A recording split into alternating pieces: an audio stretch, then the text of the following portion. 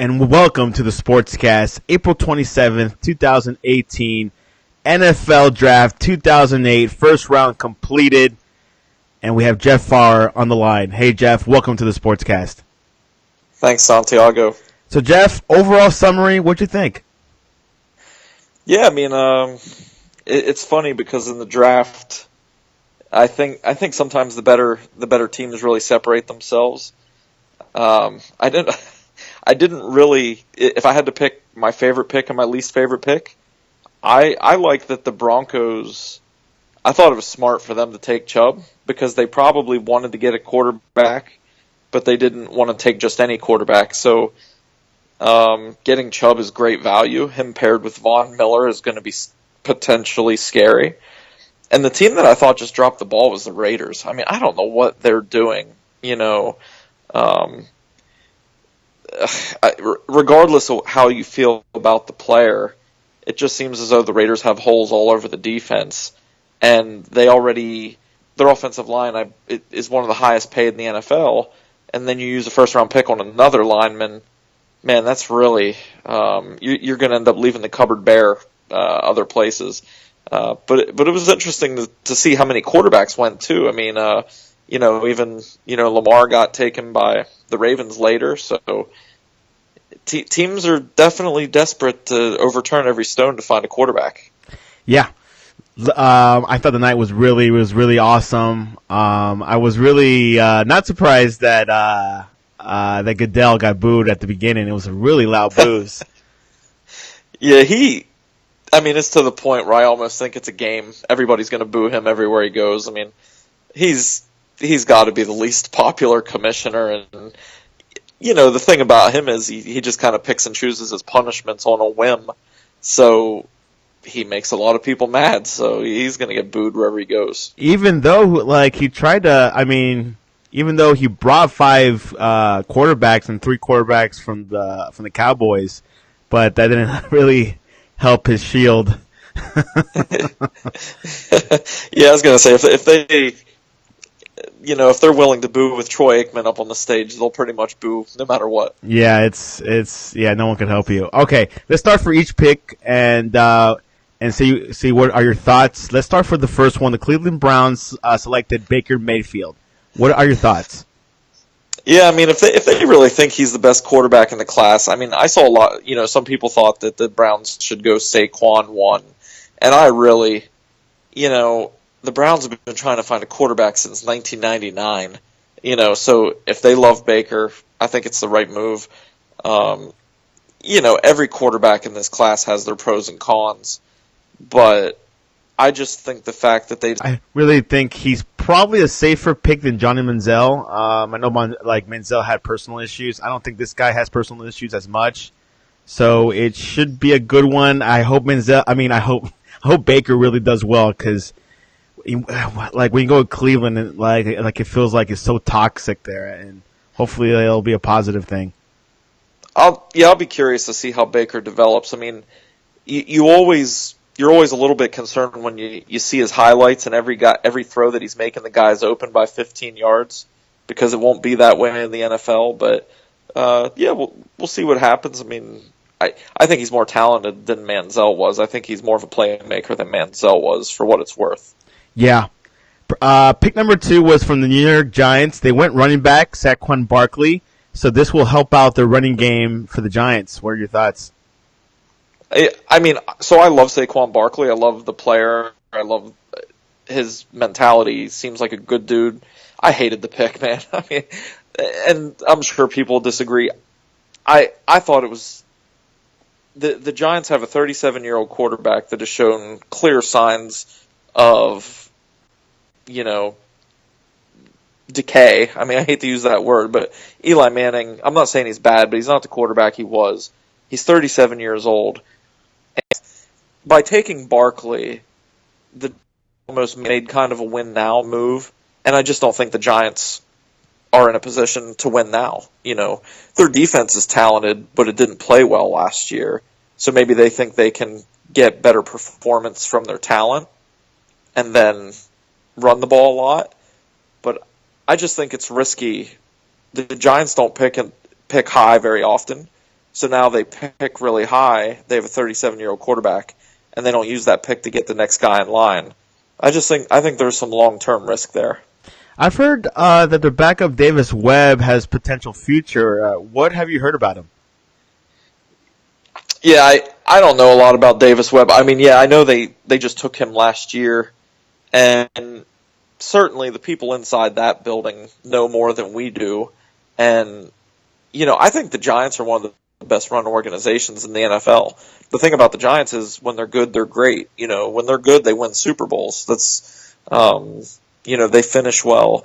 So, maybe Davis Webb could be that guy. And if that is the case, well, then I'll look dumb and Barkley will be awesome and the Giants got it right, Yeah, I really agree about the New York Giants. Really run well, all machine. Third pick of the night was the New York Jets. They chose Sam Darnold. I thought they were going to pick Rosen. Yeah, I think the appeal with Darnold, I would say he has the highest ceiling of any of the quarterbacks in the draft. And I'll admit I'm a little bit biased, but the game that stuck out to me was when USC played Penn State, and USC, it was in the bowl game in 2016, and USC made a comeback to win the game. Some of the plays that Darnold made that day, I mean, he was sensational. I mean, he was making throws into perfect coverage. He led them back. They end up winning the game. He's young. I believe they said he'll only be 20 years old this year. So hopefully the Jets don't, throw him out there and ruin him, which we see happen sometimes. But, long term, I think he has the highest upside and could be potentially the best. When you look at these teams' actions, the Jets made a bold move. They wanted to get up to number 3. They felt they had to, and they got their guy.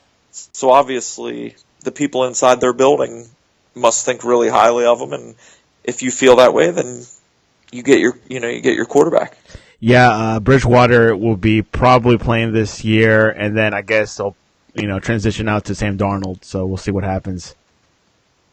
Yeah, and I mean Bridgewater can be a guy that can play for you, for a year or two and see what happens. Fourth pick, the Browns got Denzel Ward, cornerback. This guy was talked about in the predictions, so good pick. Yeah, I mean, if it surprised me, I really thought that if the Browns were going to make a trade, this would be the pick that they would move. Now, I think, as it turns out, maybe the reason they didn't move the pick is because I don't think teams were as crazy about Rosen and Josh Allen as we were led to believe. So maybe they weren't getting the value to trade out. Taking Ward's good. I mean, the Browns on defense, they just need to keep adding talent, And I think Chubb would have been a great pick because him and Garrett would be a potentially great combo. But at the same time, if you're looking down the road, and then you have to pay potentially big money to 2 outside linebackers within a year of each other, that puts you in a bad spot. So take the best corner on the board, take the corner that they feel is the best in the draft. And I mean, in the NFL now, you can never have too many good corners. It's a passing league. So go get your guy, and again, like I said, I guess I just felt Chubb was the better overall player, but I'm also not a scout. So, hey, they liked Ward and they got him. The fifth pick, which you think was the best pick of the night, was the Broncos getting Bradley Chubb. Yeah, I really like it because I felt they just took the best player left. They were picking number 5. They didn't get a trade they liked, so they said, who's the best guy that we have on our board, and it was him. And when you look at this in the short term, him and Von Miller can be a really nice pair. And when you look at it long term, Von Miller is not going to be in his prime forever. So as Von might be losing a step, Chubb should be coming into his prime. So you really set yourself up to have a dynamic edge rushing duo for quite some time. So I think it was smart. And when you look at the AFC West, the edge rushers in that division have just been, you have Bosa and Ingram and San Diego, and in Kansas City, you have Houston. D Ford's up and down, but he's still pretty good. And then in Oakland, you have Khalil Mack, and Irvin isn't bad, but the point is, the Broncos are going to keep up with that, and it's going to be important to have a pass rush in that division. Yeah, it's going to be an interesting situation when Denver, and now with Case Keenum, I guess they're going to stick with Case Keenum for the long term, I guess. Oh, that's rough. But, you could do worse, but I think they'll have a tough time there. We'll see what Case Keenum is all about. Number 6, the Indianapolis Colts select Quentin Nelson. It's kind of funny because they wait until their franchise quarterback is completely broken, and then they start drafting linemen to protect him. So, Nelson, from all accounts, seems like he'll probably be a dominant guard. He looks great, and you need guys like that. And, hopefully Andrew Luck does come back healthy. And if he does, you need to protect him. And I'm sure, they would like to establish a running game too. So, again, I think this was another one of those situations where they looked at who's the best player available, and they went with Nelson because, he's a guard, which some people view as kind of a low value position, but he's really, really good. And the Colts have a couple picks at the very top of the second round. So that helps them too because they can get good players with those picks. We'll see what happens tonight for second round. The 7th pick, the Buffalo Bills. They traded up via Tampa Bay Buccaneers. They got Josh Allen. Now, Josh Allen, the day prior, had issues with his Twitter, but Bills needed a quarterback, so Allen was a little bit frustrated that he got dropped a little bit low, but it's still 7th. I still think it's pretty good. Yeah. The only thing that you look at with the Bills is, so last year they traded down. They could have taken Mahomes or Deshaun Watson last year, and they passed on both of those guys. And then you end up having to trade up to get a guy, again, I can't predict the future. Nobody else can either. I'd have a hard time thinking that Josh Allen's going to be as good as either one of those guys. But at the end of the day, again, it all comes back to how the team views him, and if they think he's a franchise guy, then it's definitely worth it. Yeah. But it concerns me that they always talk about completion percentage, and there's no one exact science, but boy, you just want to see a little bit more out of Allen in college. Yeah, like you were saying, it's very unpredictable. You just don't know where these quarterbacks are going to be in 5 or even 10 years. So we'll see. Yeah. But the Bills, they got something franchise tag quarterback. I haven't seen this since Drew Bledsoe. Yeah, it's been a long time. I mean, they've really struggled at that position, and they tried to give Tyrod Taylor a fair shot, but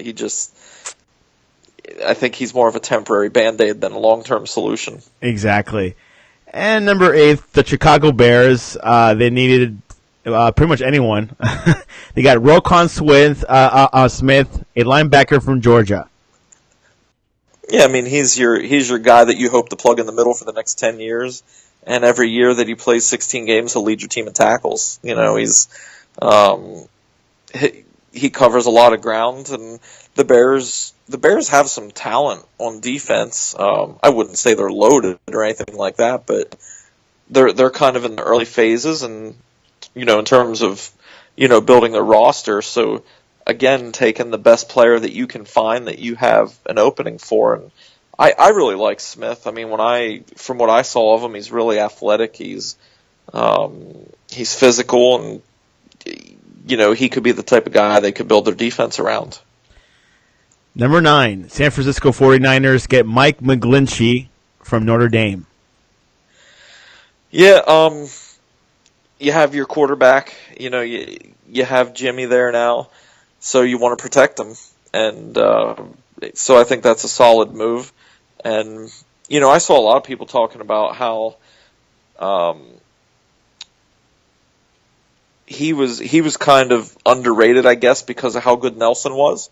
not to take anything away from Nelson, but, leading up to the draft, I saw some guys saying that depending on the need of the team's picking, that he could have went before Nelson. So I think that was a really good value pickup for the Niners. And again, if you're going to go out and sign Garoppolo to this big contract, you need to take care of him then and keep him healthy. So I think it was really smart for the Niners. And Arizona Cardinals got Josh Rosen, which I'm surprised he got picked to like the 10th spot. But Josh Rosen, what do you think? I think, here's the thing. Sam Bradford's going to play, between 1 and 3 games probably, because he just always ends up on the shelf. Josh Rosen, a lot of people felt he was the most pro-ready quarterback, so he can step in potentially day one play. I think that's important if you do have Sam Bradford as your starter, because there's a very real chance that the rookie will have to play. So, I mean, I think I like it in terms of fit as well. And the Cardinals always seem like that team, even when you think they might be rebuilding, they're always kind of a win now mentality. They kept trying to milk a year out of Carson Palmer over and over again, and it didn't work. So I would say that it really makes sense that a team like the Cardinals would pick the quarterback that's the most ready to play. He might not have a ceiling as high as some of the other guys, but I also think that he's the least likely to be a complete bust and fall apart. Did the Cardinals get lucky? Yeah, I think to some extent they probably did, because what always ends up happening in the draft is the farther we get away from football, the more we fall in love with like the analytics and the athleticism and 40 times and all those things. I think if the draft was closer to when games were actually played, I think maybe Rosen would have went a little higher. So if I was a Cardinals fan, or if I was on their team, I'd be pretty pumped. I think to get Rosen where they did is exceptional. Man. Yeah, we'll see what happens. The Cardinals need a quarterback, but I think being behind Bradford, I think he might get some playing time this year. So we'll see where that cookie crumbles. The 11th spot, the Miami Dolphins got Minkah Fitzpatrick. No Q. They did not get a quarterback this time. I don't know if Fitzpatrick will definitely play safety or corner in the NFL, but I will say if he plays safety, you then have a really, really nice duo there with Fitzpatrick and Sean Jones. So that's a real nice duo if he is going to play safety. So there again, the Dolphins trying to retool their defense, passing league, get your dynamic safeties, your physical guys, your playmakers, and I think it's a solid move for them. Yeah, I'm going to jump around through the other picks. Vita Vea got selected by the Tampa Bay Buccaneers. So, what do you think about that? If you look at the defensive line they've built with him, Jason Pierre-Paul, McCoy, and Vinnie Curry, I like what they've done. And to put him in there, he'll probably, if you put a guy like him beside McCoy, you hope that he's able to take some double teams to give McCoy some one-on-ones. And Vea's athleticism for a guy his size is just unbelievable. They showed the highlights of him running down on punt and kick coverage at 347 pounds. So he'll be a fun one, like regardless of how it all pans out. That'll be a fun guy to track and see, how they end up using him. And for the 22nd pick, the Patriots chose Isaiah Wynn. What are they trying to do? I think they're trying to get a little bit, their offensive line has been important to them. It's generally been pretty stable, but they've lost some talent there, the last few years. So I'm not sure. The one thing I wasn't sure of is if they expect him to play guard or tackle, but either way, if need for them, and gives them, some real talent at that position. And Brady's 41 years old, so you can't let him get hit too much. You can't. And then finally, the last quarterback that got selected of the night, well, like the sixth quarterback, was the Baltimore Ravens at the 32nd pick. Is this good for the Ravens? Lamar, it's funny because Lamar Jackson's he's developed almost this cult following. People that really are pounding the table saying that he's really going to be good. And like anyone else, you watch his college highlights and stuff, and he looks great. The cool thing is, with him going to the Ravens, obviously Flacco's going to be the quarterback this year. But then moving forward, Flacco's had some back injuries and different things that have slowed him down, so you don't know how much longer he'll be there. So Jackson might be in a good position where he can sit behind Flacco for a little bit and then grow and get accustomed to a pro-style offense more. And, hey, I think for the 32nd pick, I would take Lamar Jackson. That's good value. Yeah, absolutely. And are you looking forward to tonight's second round? Is there anything you're eyeing on, or it's pretty much secondary players that, won't do much impact? From everything I've seen and heard, a lot of people felt that the second and third round was where the best value was. There's a lot of players that are probably late first to mid second round talents that'll be there. Just from a fan perspective, the Chiefs didn't have a first round pick this year, so I'm excited to see what they do. I'm hoping they get some help in the secondary.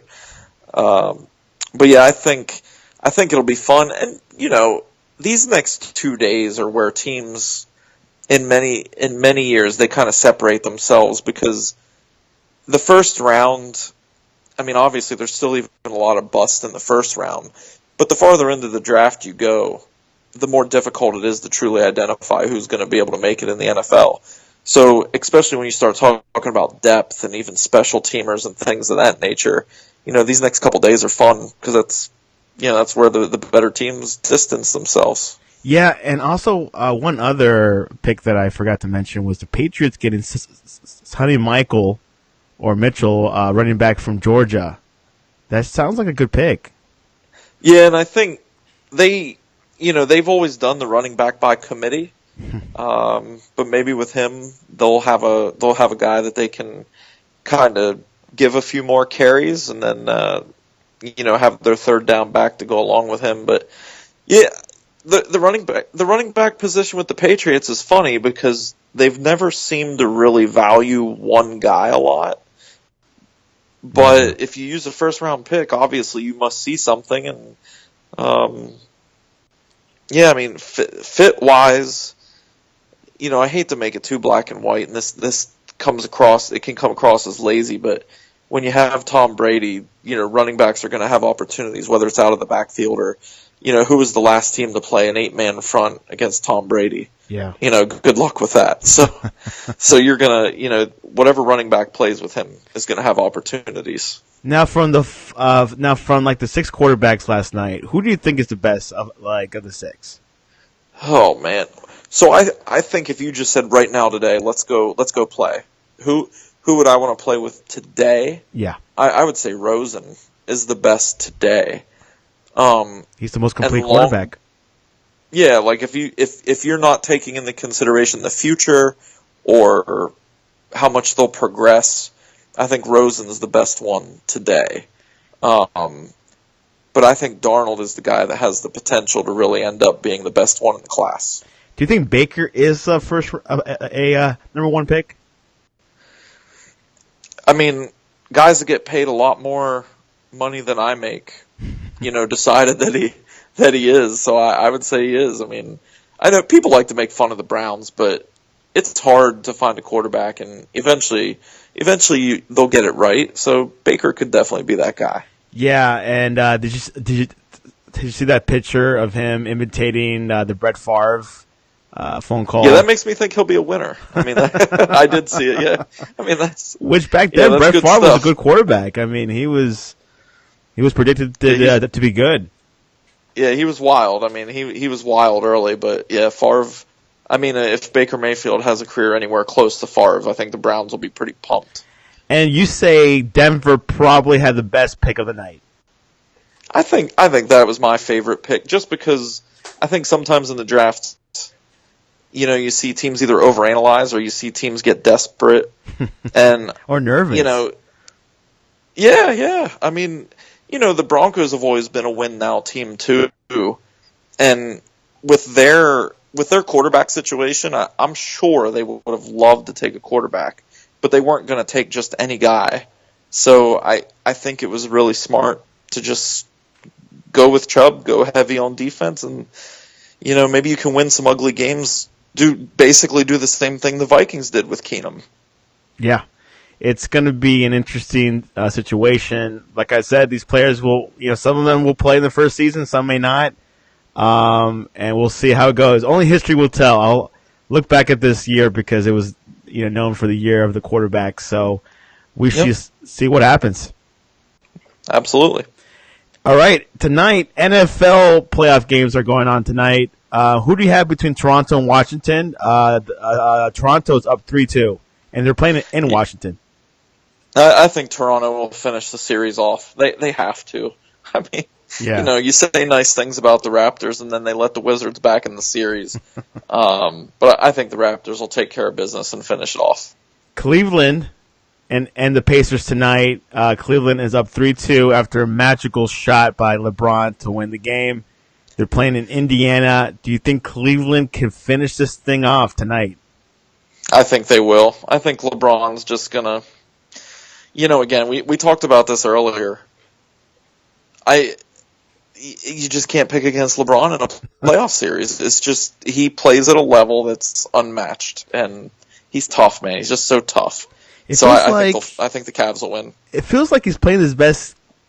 I can't say his best games now because I know, like during the Miami Heat, he played great, but he still has it. He's still in his prime. That's all. All I can say, at least. He is. Yep.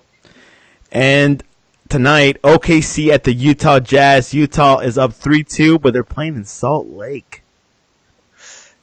I have a tough time. I go back and forth on this because the Jazz probably feel as though they blew it because they had that 25-point lead and ended up losing. Sometimes that can really hurt you. But going back home to Utah, and just from when I watch, Utah just plays, they just play better as a team. So I think Utah will finish the series and move on. I agree. I really think this series deserves to Utah. I think OKC, poor Russell Westbrook, and I think I heard Billy Donovan, his job might be on the line after tonight if he loses. That roster was always going to be a tough one to get to fit together with George, Melo, and Russ. And you know me. I mean, I'm not a big Melo fan in the first place, but that Donovan might just kind of be the fall guy for all that. I know it's just very unfortunate, and Russell Westbrook, will he ever see the Western Conference Finals with his team? Probably not. I don't. I think he might be another guy that eventually. Well, it's hard. It's hard to say. I mean, he's a great player, but I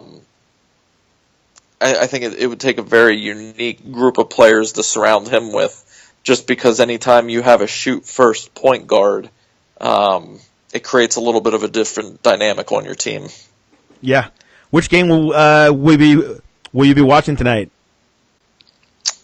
Well, I'll probably be flipping back and forth between the draft and I like watching OKC. I mean, I give Russ a hard time, but Russell Westbrook's still probably my favorite player to watch. You're a night person, aren't you? Yeah, a little bit. The game's at 10:30, by the way. Yeah, I know. So maybe I'll watch the first half. But last night, the first round draft, it ended around 11, was it? Well, I was actually watching at a friend's, and I left at 11, and it still wasn't quite over yet. So, yeah, it went pretty late. And it's interesting because I think Cleveland, for the first pick, they used all their 10 minutes. I know, which is it's funny. You would think they would just want to run up, discuss where they're going. But do you think Cleveland Do you think this is it for Cleveland? Do you think that curse is going to be broken finally? Do you think these players will start to gel through, maybe become a 76ers? I think it takes a little bit longer in the NFL, but I do think Cleveland's going to head in the right direction. I think they'll be respectable, and I think they'll grow from here. I wouldn't say they'll be good this year, but they'll be better. Which, again, when you were 0-16 last year, you kind of have to be better. Yeah, you got to be. I hope so, man. Cleveland is so miserable to watch, and like their stadium is, it's almost half empty. It's either them or Cincinnati, but it's really pitiful to watch. Yeah, and their fans deserve to see some winning. Exactly, I agree, and hopefully this thing will mesh out. Hopefully, it won't be the Manziel. Everyone goes back to Manziel, but Manziel's a whole different character. Baker's a different personality, and I'm sure Baker might, I don't think obviously, he'll probably play a few games coming in, but, obviously he won't start. Tyrod Taylor will come in as a short fix for the year, and we'll see what happens. But, Jeff, how can people find you? Follow me on Twitter, @JTFawver. It's probably the best way if we're talking sports. I mean, that's essentially what I use that for. Sports and barbecue pictures, man. That's about it. Sounds good. Jeff, thanks for coming on to the Sportscast. All right. Thanks, Santiago.